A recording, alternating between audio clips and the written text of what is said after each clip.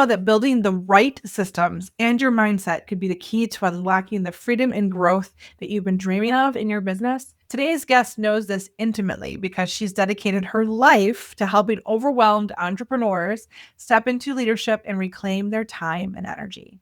I'm your host, Beverly Cornell, founder and fairy godmother here at Wickedly Branded. We've helped hundreds of overwhelmed, overachieving consultants, creatives, and coaches awaken their brand magic and boldly bring their marketing to life so they feel more confident and attract their absolute most favorite and profitable client.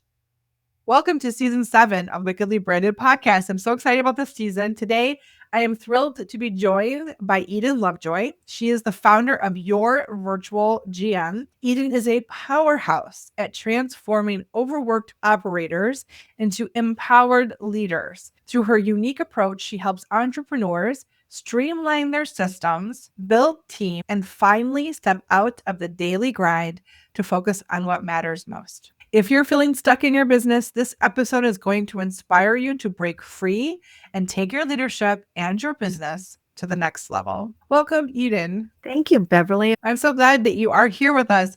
Building a system is one of my favorite terms. I'm excited to talk about systems as far as a business is concerned. Let's go back and look at your entrepreneurial journey and what led you to start your business. Was there a spark or something that actually started the business for you? I've been in business more than once, and I think it's a not uncommon journey. I just have always been driven to do my own thing. I have spent a lot of time in jobs and ending up in a place where the owner of the company or the leadership of the business is making a decision that's not the right decision. I finally realized, you know what? If I want to stop being in environments where I don't agree with the decisions that are being made, I should just do my own thing. And then I get to be totally responsible for all the decisions. I like it. I'm driven to do that. I was an accidental entrepreneur. A similar situation happened where somebody was making some decisions where I was like, that's a bad decision for the company. And when I got married to my active duty Army husband, I had to take my show on the road. I said, okay, I'm going to do some freelancing. But then I got overwhelmed by all the decisions, Eden. When you have something that's important to share, the importance of keeping the eye on the ball that's bigger than me, right? So what makes me comfortable doesn't serve the bigger picture that my spirit is drawn to. Sometimes it's harder to make the big decisions, but there's autonomy and there's freedom and there's choice and there's learning. So how am I going to look at that? Do I want to look at it as a pain point or as an opportunity? And I lean towards let's look at it all as an opportunity. Even the mistakes are opportunities. Like even the bad choices, the bad decisions I've made have been opportunities. Every time. And a manager that I was supervising come to me with a problem or a challenge, and I started to respond to that. And he stopped me. He said, sometimes, Eden, it's not always an opportunity. Sometimes it's just a problem. And I said, no, I disagree. It's always an opportunity. So we're going to do something different. I believe that's where evolution happens, right? That's the opportunity to level up. Sometimes if you want to just stay at the same level, then fine, it's the problem. But if you want to level up, it's the opportunity. It's all unfolding perfectly in my belief system. You got to just keep trying. So when you first started the business, how did you develop your brand and how has it evolved from that very first logo or the very first outward appearance of what your business was going to look like? When I first stepped out, I didn't even know what I wanted as a company name. I chose something that really was maybe more reflective of more corporate-y. I started off as access management, and I ran with that for a few years. And then I was in a workshop and really started looking at what I really do. My actual corporate name is yourbusinesslifestyle.com. I'm about helping people discover how to be in business and in their life in a way that really works, or how to live a life you love, running a business that you care about, that you're inspired by. Your virtual GM is an evolution of that. My internal vision has always been, how do I get what I know I'm good at, which is general management and operations management, in the hands of as many business owners as possible? I want to make a change in the success rate of businesses in this country, right? The percentage of companies that go out of business in the first 5 years is 70%. And I think a lot of that's because people don't know how to manage teams, how to build systems, how to put organization in place to support their dream. Your Virtual GM is the name of my book, Activate Your Virtual GM. And that is the system that I have designed to really translate what I know I do well into how we implement that in other companies. I had the same thing 3 years ago, just totally changed my perspective of who are we? I started doing the things for us that I did for my clients all the time. And I decided that I needed to make us the best case study for my clients. So if you're the best case study for your clients, what have you done? What are some of those big decisions that have worked for you? My system really falls into the 3 keys, right? There's 3 keys to how it works. Okay. And one is to create an engaging culture. So I hire people, not necessarily, or I bring people on board. Skills are important, but we can teach skills. They have to have the right mindset for what it is that I'm up to, the right framework to work from. And then I am a big believer in delegating authority. Give people the authority and the accountability to do their work and make sure they know. The third piece is really having metrics in place or feedback. I currently own actually 4 businesses. The reason I'm able to do what I do and teach people how I do it is because my other businesses operate on the system. Those are my proving ground. And I put that in place so that I trust my team. They know what we're up to. They know what is important for achieving company goals. And I get the feedback so that I can make sure there's no mid-course corrections required. So over the last couple of years, I've been scaling my business as well, like preparing it for scaling. And systems have been so critical to removing responsibility off of my shoulders. Specifically with my team, I created my own methodologies so that other people could execute the system of my methodology on my team. And when I was growing my team was a huge decision because I was easy to hire a bookkeeper and a CPA because I hated doing numbers. That was like a first outsource from a business perspective for myself. A lot of times marketing is one of those things that people outsource pretty early on as well. That first hire that's going to be on your team, and then that system is going to have to start to be created, whether it's co-created with that person or you have a system and you're able to bring that person on, can be very scary. Yeah, my first hire in my first business where I hired someone was terrifying. I was at a place where I was either going to need to let go of a client that was a key client that was growing. I needed to either write that off and move away, or I needed to hire somebody to help me because it was very clear that I couldn't do it all myself. I was just so fearful of how do I grow? I was working from home. I was working myself. Do I want to grow? And then a business owner that I knew said to me, bottom line is if you can handle having somebody do your work to 80% of how you would do it, then you can have team members. If you can't do that, then you had better always stay a solopreneur. And I thought about it and I was like fearful, but I want to be engaging with people and humans. So that's a good benchmark. The mistake that I made was I hired a really good friend. And I've done it a couple of times in my career.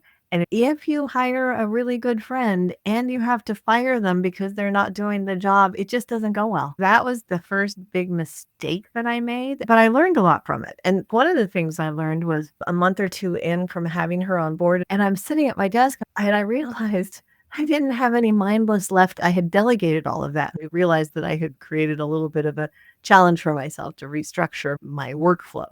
In my experience, I've worked with a lot of subcontractors because we hire out graphic designers, we hire out web developers that work on our team with us, really smart people.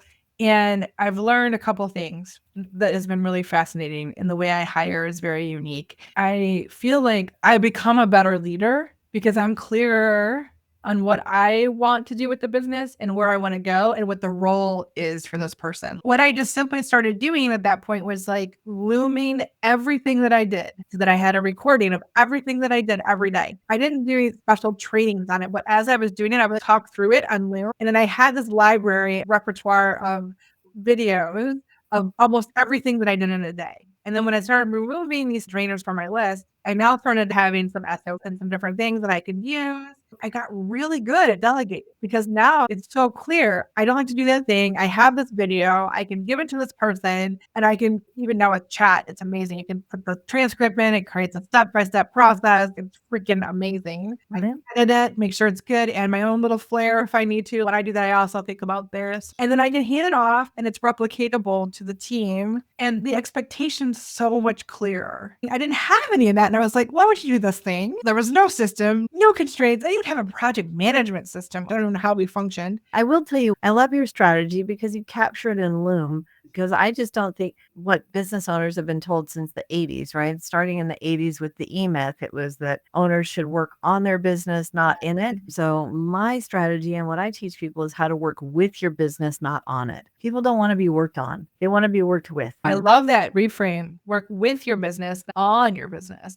Business that has real high intention is an entity of itself, right? Working with it and inviting other people to contribute and play, the energy gets magnified and multiplied. Operations as a skill set and management is something that can be outsourced, can be invited in so that owner can be the creative or the driver, the visionary, the rainmaker, depending on where you like to be. Unless you're a person who really does love the operations and systems, really think about how you can delegate work, either a vendor or a team member. I love a good system. I love a good checklist. When I work, I'm very systemized about the process. I love doing the looms. I didn't like anything else with it. I have gotten to the point where my team knows how to create a system now out of my looms. Amazing. I think it's maybe a muscle, delegate, and that you have to practice it and that you get better at it. And I feel like I can go to things I actually really love to do when I have that time. And it's created space and breadth in my business to be able to do those things. I had a team and I had grown my business. The role I was in was with the staff of about 6. And you mentioned building that delegation skill.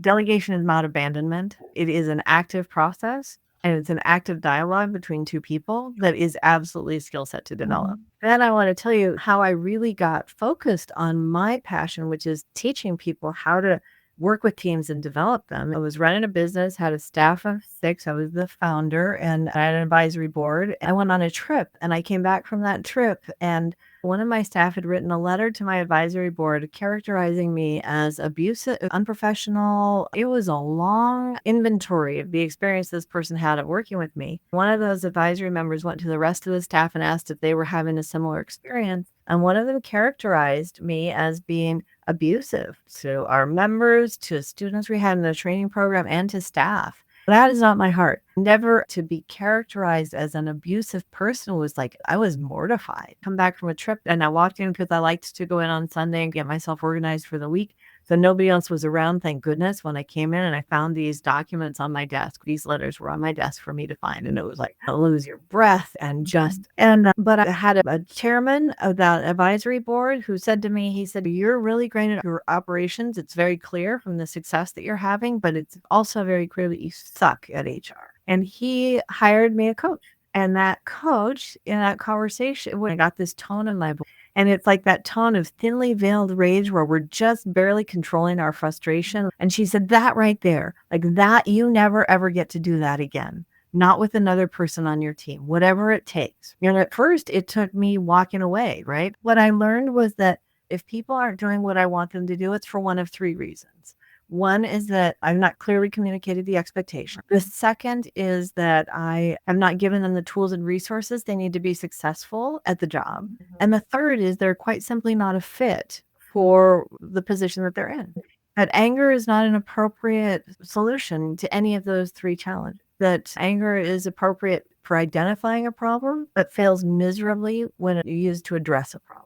And 2 of those 3 things are me that I have to look at first, right? And so I'm very invested in really looking at that piece of, have I clearly communicated? Have I provided the tools and resources? The magic that happened there was 3 years later, I got so excited about what I could learn about how to motivate and inspire people that I'm like, I want to explore this differently. And I had an idea of what a job might look like where I could practice my theories and I didn't find a job. So that was one of the times that I went into business for myself. I said, okay, I'm so focused on what I want to do and I'm so clear on how I want to be leading people. I hung my shingle and stepped out on my own. And then that former chairman of the advisory board, like 3 weeks later, called me and said, hey, I just got told that I need to hire a general manager and I wonder if you're available. And I was hired from the largest team I'd ever led was 7 people. And I was hired to general manager of a 90 employee company that I was at for 6 years. I was very successful in practicing, but it was like magical because I was willing to see the opportunity, because I was teachable, and because I learned and got excited about, it turns out, a great characteristic as a general manager is I don't actually want to do anything. I love getting things done through the efforts of others. absolutely love that. I love that too. And I love when I give others opportunities to do things and be successful, I help them shine. And that to me is extremely rewarding. And when I push their skill set or I challenge them and give them opportunities for growth, and I see them evolve and develop and really become these amazing contributors, whatever that looks like for them, that is the icing on the cake, Eden. It used to scare me to be a manager or a leader. And now it's probably my most favorite thing because of those moments like you're talking about, like the willingness to try and play and grow and make a mistake and not be perfect, but try again. And I love that. This is so good because it leads into the next part of the question and the season's big question. Because when we don't show up for our business, when we don't show up visibly or with authority, are we keeping our business small and not maximizing the reach, right? So this season's all about visibility and confidence and showing up as a business owner, showing up as a leader in front of your business. For so long, I'm guilty, my listeners. Listen, this is the truth right here. I thought that my work should speak for itself.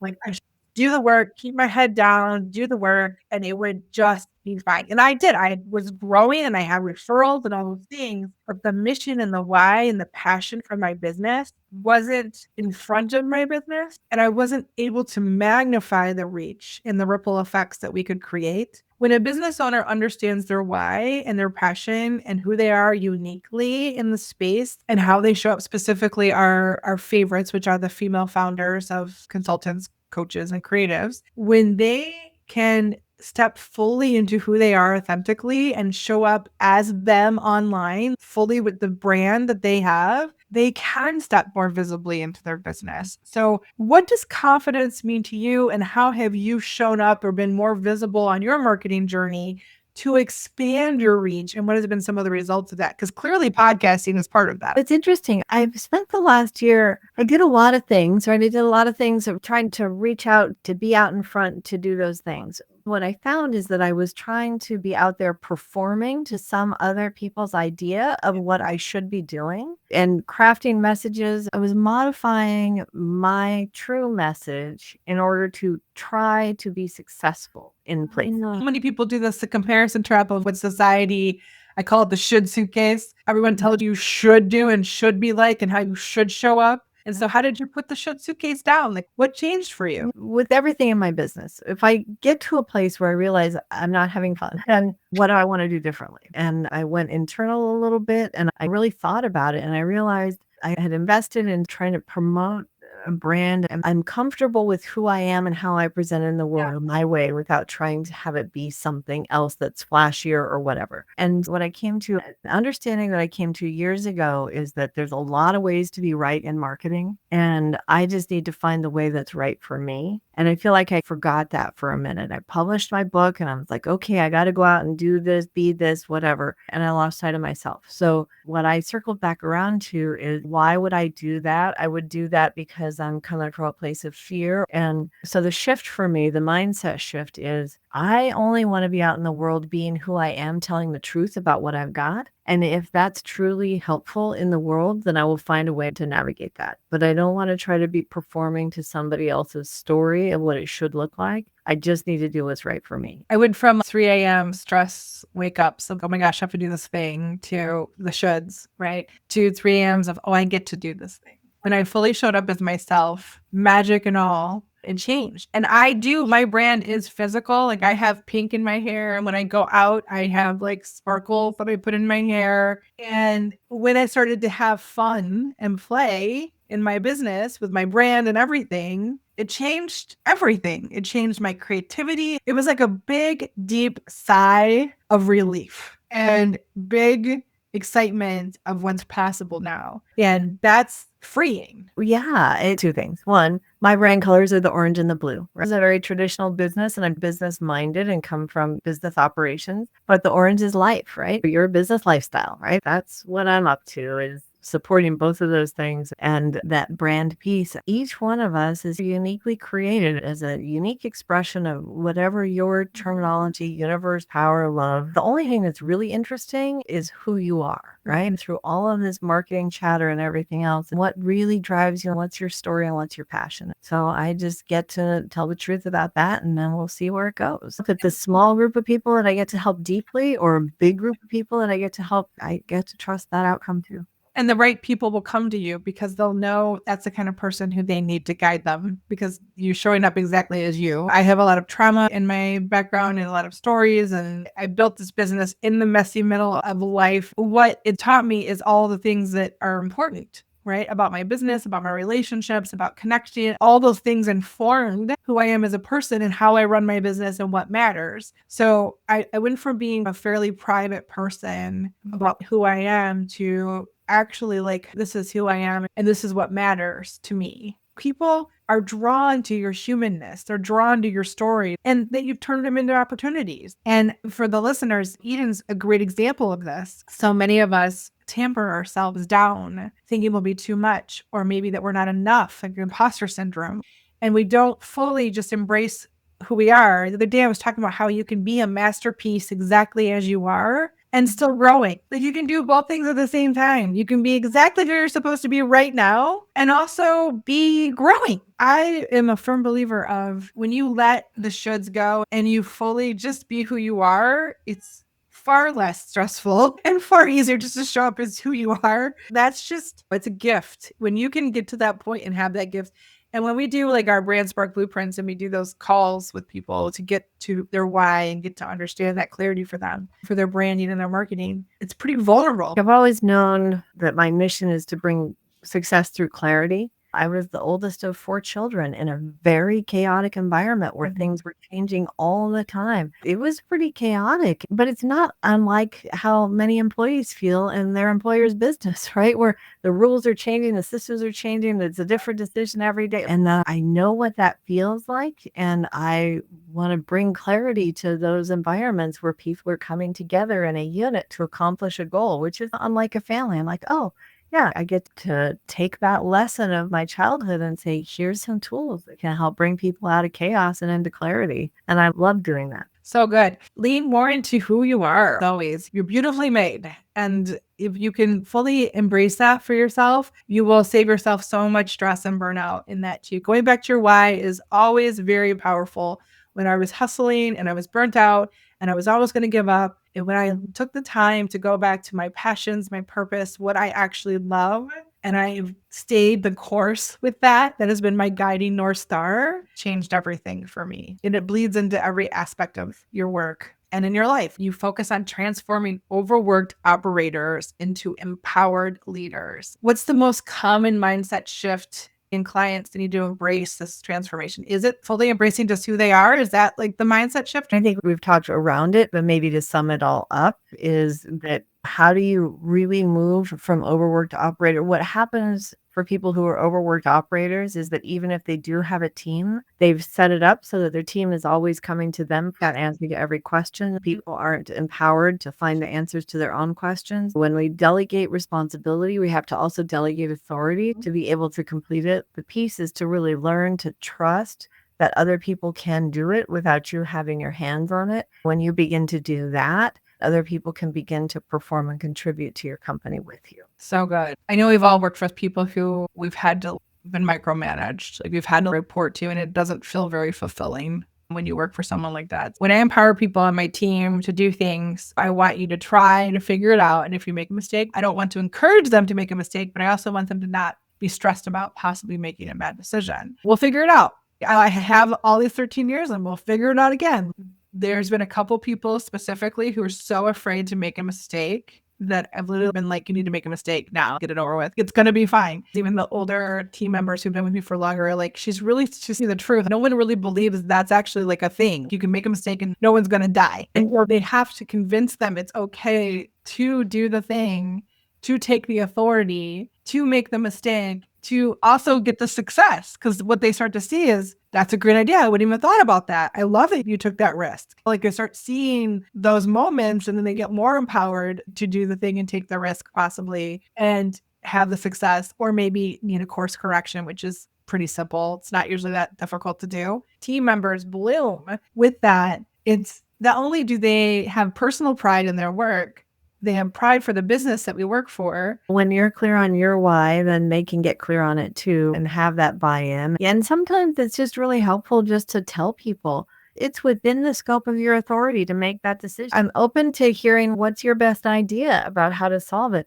And we have to prime on people. I trust you with this. It's within your authority, just to say it very clearly. And then be willing to be a resource when they check their ideas if they're uncertain. And eventually they'll look like, oh, it's really within my scope. I'm going to make this decision. And like you say, sometimes I remember one time where I assumed something was in my scope and I made a decision and my boss said, oh, no, that area is not yours. Oh, okay. Now I know that area is outside of my. It is magical. It is absolutely magical. I had a previous employee, Eden, who I met up with just a few weeks ago that I had not seen in probably 6 or 7 years. And I'm a very different leader now. And she was like, Beverly, I just want you to know that I wouldn't be where I am without you. And it made me very like, that's so nice for her to say that. I think even if you try hard and you believe and you are a human and all of this, even as my best leader, I still was helping and trying my best in the process. And I think she saw that, but totally different now experience and so many more systems. So I learned a lot from her, but I thought that was just so sweet that even when I was messy, she still thought there was value. Sometimes people learn from our transparency. And here's another tool that I found very helpful in the past. When I know that I'm not doing as well as I like and I'm trying to learn in a new direction, I can ask my team and give them the authority to reflect back to me. If I find myself going in that space again, could you just remind me, hey, remember you didn't want to do that anymore? Give people the authority to help me continue to grow as a leader when we recognize those things that we want to change in ourselves. If this conversation is resonating, or if you know somebody who's struggling with this, I would love for you to share this episode with them or to leave us a comment and let us know what is actually resonating, what bits of magic you've heard from Eden's story or some of my story that have been powerful. This could be the exact spark that your friend or you might need to make that change, to become more of an empowering leader for their work. It means a lot to us that put together the podcast when we get feedback and what really resonates for us, and then also what you share with people. It's magical for us. Speaking of magic, I do have a magic hat round. It's sparkly and purple, and it has all kinds of questions in it. And we let the universe decide what this rapid fire section's all about. How do you want your clients to feel after they work with you? It's all about freedom to be in the life that you want, to be able to sleep well at night, take a vacation, and trust that their company is running smoothly and without them. How has running your business changed you as a person? My business is a reflection back to me of how I'm doing. So I get to watch myself grow through the evolution of my business, more confident, more effective, and more courageous. What's a common misconception about your industry that you'd love to debunk? That an owner's responsibility is to work on their business. It worked great in the 80s and the 90s. In today's world, working with the next generations, we really have a responsibility and an opportunity to work with our business and with our teams to see what we can co-create together. I love that change. I'm going to use it from now on. So you've got a convert here, Eden. What's a decision that completely changed the trajectory of your business? I decided that I didn't want to be a consultant. Consultants, I think, come in and tell you what's wrong and then leave you to figure it out. And so when I switched from my first company name and that consultant mindset to yourbusinesslifestyle.com, I shifted into done for you packages. If I want to come in and be a part of your team and play with you while we're working together. And I love that. So it was a huge trajectory shift and a mindset shift for me. What's the worst advice you've ever received? Business advice. Oh, worst business advice. I think it's a quasi-business in a business environment, but to be willing to be house poor and to tie up resources in my home rather than freeing them up to be investing in other things. Real estate's a good investment, but being willing to be house poor means too much gets left off the table. What do you think sets your brand apart from others in your industry? I have developed a system for business organization, but it is going to be different for every company because it always pivots off the owner's why, their mission, their values, and their vision. It's not like a cookie cutter, have these kinds of meetings with these kinds of agendas, but it's have this architecture. So it's completely customizable again, designed to your business lifestyle, support you and your business, that is going to be unique to the owner. It's very owner centric rather than system centric. Okay, so that is the end of the magic hat round. But now we can move to the magic wand round. We're going to wave it and we're going to go back in time to 18-year-old Eden. And what advice would we give her that you wish you'd had that you know now? So you have to know that 18-year-old Eden in her very first business adventure was living in a small cabin with no running water or electricity in a tiny town in Alaska selling firewood for a living. But it is where I developed my love for small business, right? The advice that I would give is advice that I got midway in my career and didn't follow, which is don't sell yourself short. Be willing to charge for the value of what you contribute, not what you think the market will bear. Yes. You should definitely charge for your services. Oh my gosh. Yes. We're not here to do this for free. You all have to live. Plus, the thing that most of my clients struggle with is they feel like if they raise their prices, that it makes them seem greedy or something. There's a lot of money mindset issues. But what I say all the time is if you have more money, you can give your team, we can grow your team. That gives them opportunity to feed their families. You can donate to your community. There's all kinds of things that can happen with the power when you are given a true salary for yourself that can happen, which is the truth. No one is served when you make yourself small. So what would 18-year-old Eden in that no water cabin in a very small town in Alaska say about where you are now, Eden? Probably just you go, girl. Bigger than what she would have expected for herself? No, I think she wouldn't have known what she expected for herself in that moment. But by the time I was 19 or 20, I knew I wanted to be in small business and that I wanted to make a difference. And I've had a very consistent internal messaging for a very long time about what it is that I'm up to and why and how. And so I think mainly what she would say is, oh my gosh, celebrate. Just celebrate because you're doing good. So you need to go celebrate after this podcast. Okay, I will do. Her or whatever you would do to celebrate. That would be amazing. So I'm going to wave the wand again and I'm going to go far into the future and we're going to be at your funeral and your eulogy is being read. What do you hope that people say about your work and your impact in the world? She helped me discover what my real passion was and gave me the freedom to explore it, to be who I am in the world and to have my business or my life, depending on my mentoring. The consistency is that she helped me discover my true voice and where I really wanted to be and help me get there. I'm going to wave the wand again and we're going to come to present day. In your business, Eden, what is one branding or marketing challenge that you would like me to wave my wand over and fix today? Is there something that maybe you're struggling with right now that maybe I can help you with? I think the controversy between multiple channels and platforms or really digging deep into one. My advice is always to go deep on the place where your ideal target hangs out. So where are your people? If your people are on LinkedIn, you need to own that platform. You can have a very light presence on the others and repurpose some LinkedIn content there. But I say there's too many platforms now. It's a full-time job just to be on every platform. I really suggest you spend as much time on LinkedIn that you're active, you're commenting, they say you should comment for like 10 to 15 minutes before you actually post anything. Be active and human on that platform. That's going to get you the most benefit out from the algorithm than if you try to spread yourself and do the same thing everywhere. This also comes down to with the drain and the driver, right? So maybe there's one platform that you love as well. Stay more on that one because people can see through that. They know if you love it or not. So if you love Instagram, there are people who are in your space there as well. Be true to you in whatever platform you choose. And then I always say, you need to also spread yourself to other things. Don't just be a social media manager. So go in on the one that you love, that your niche is at, and do it genuinely, and you'll do very well. Thank you. It's a great question. And a lot of people ask that question about there's so many tools. What do I do? There are things like aggregators like Metricool, and Metricool is not very expensive. And I oftentimes recommend it because you can post on one and post on several. It reformats and you can post at different times and different things. If you really just want to have a presence on them, that will serve you well. But I would organically go onto the tool and post and engage on the tool of the one that you really want to be active on. your people? Good question. What do you think it means to be wickedly branded to you? What does it mean to you? How do you show up wickedly branded? And what advice would you give our listeners to be more wickedly branded? Really, to be wickedly branded is to be recognized, understood, and known as the expert in exactly what I do, right? To have people know without confusion, oh, you want to do that? Talk to her. Yes. To be known as the person who does the thing that you want to be known for and be genuinely authentic in that. Absolutely. What would you give advice would you give to our listeners to be more like that? Oh, I think we've touched on it. Know your why. Find your own style. Don't be afraid to be goofy or different. Goofy and different is totally stands out. Be yourself. Have fun.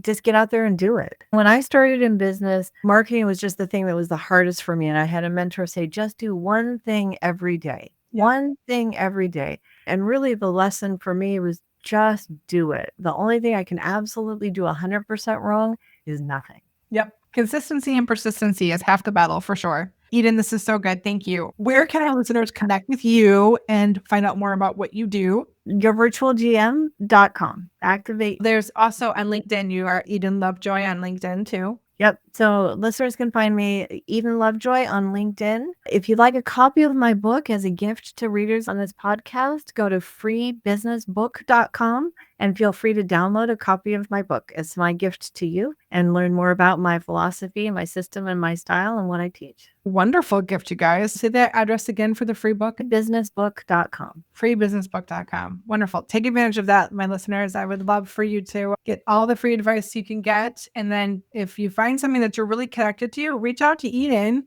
on LinkedIn or through her website and see if maybe it makes sense for you to work together to help get those operations and systems in place so that you can enjoy vacations and breathe and do things that you might not even think were possible because you're burned out and hustling. I really hope my listeners have found some tips today, some new ideas, and most of all, feel inspired to take some level of action, whether it's to download the book or to maybe lean more into their why, or maybe it is to hire that first employee, create some systems and hire the first employee. Because here's what I know for sure, that every single one of your messages matters, that your business and work matters, and the world needs to hear what you have to say. Because marketing isn't just about visibility. It's about the impact that you make in the world, the ripple effects into your community.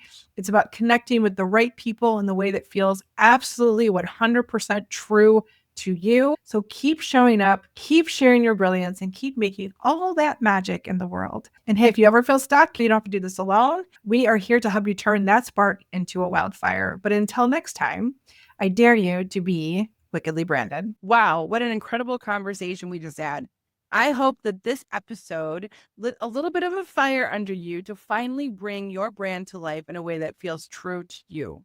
Remember, clarity is the spark, but activation is that fire and flame that keeps your message and your visuals and your strategy aligned, and the confidence that follows. So does that lovely thing called momentum that you've been waiting for. So if today's episode, if you loved it, make sure you are subscribed to the Wickedly Branded Marketing Podcast so you never miss an insight or a conversation.